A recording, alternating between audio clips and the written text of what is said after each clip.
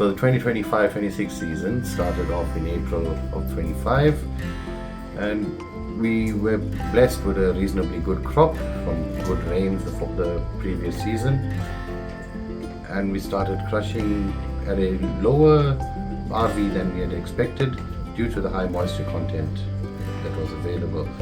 But we were not too concerned, as we did have a very good crop, and that was expected. We continued into the winter, and as we approached as we got through winter into August, where the cane became more mature and we had higher bricks loadings, we started encountering issues with our milling capacity, as the back end couldn't cope with the high bricks loading. And we did, from that point onwards, have to struggle to get to the end of the season. From being promised a reasonably short season that was expected to end on the 30th of October, the subsequent milling challenges and of course the rains, the wonderful rains we had in spring and early summer, did hamper our harvesting efforts, and we ended up going into December and closing on December 6th to be precise, which we were still grateful that we got most of our crop off. But we did realize that despite all the good work done at the mill over the last 3 years, there were still certain issues that needed to be dealt with.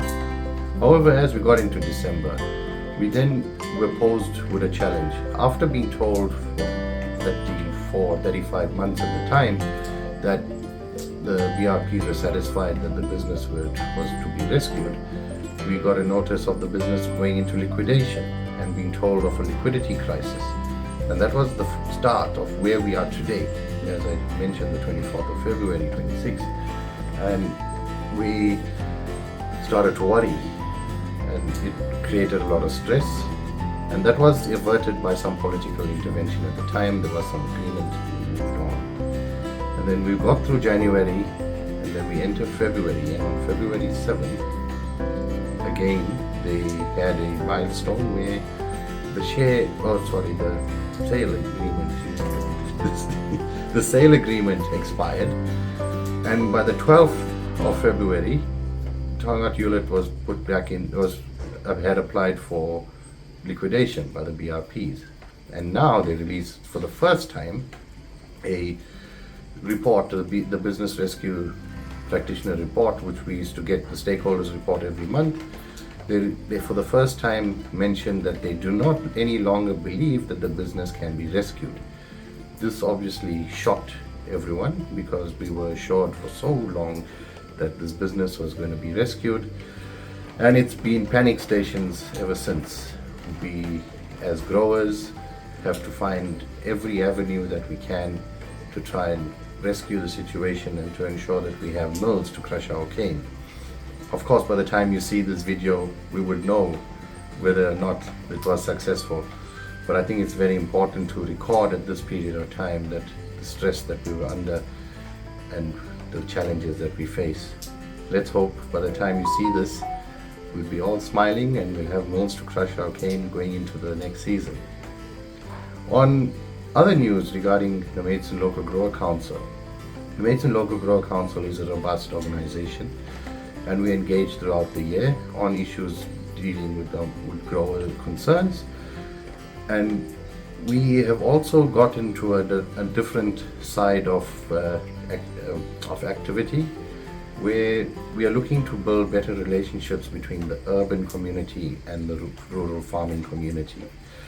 In that endeavor, we have got a golf day planned for the 5th of March. And we've had a very good response. So far we've all but sold out on our 4 balls. We're expecting a huge attendance. It'd just been better if it was under better times.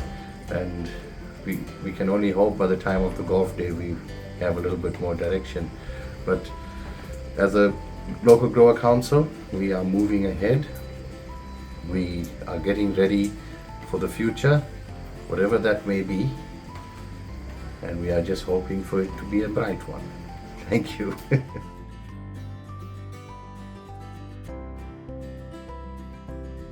The milling season of 2025-2026, highlights that stand out, I would say is, there's there's optimism, amidst a very hard economic, or at least economic environment for the local farmers. There's the cost pressures are still present. I know for labor costs, that those aren't getting any cheaper.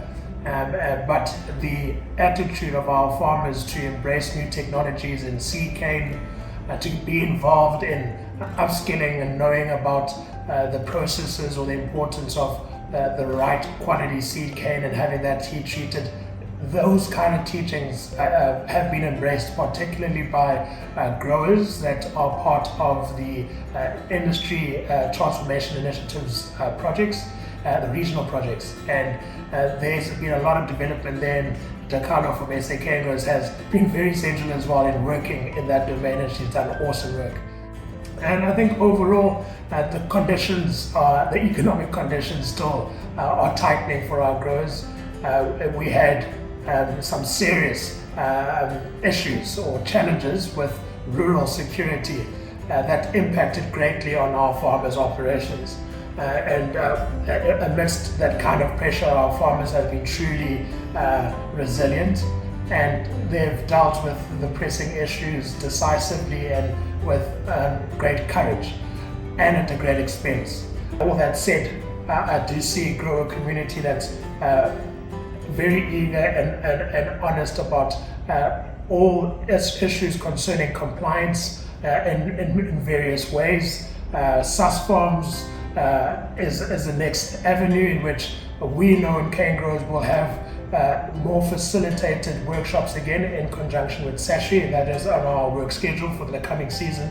And that's an example of the eagerness to comply, and with all that we are entrusted with the responsibility of growing sugarcane in a rapidly changing environment that we see ourselves surviving and thriving into the future.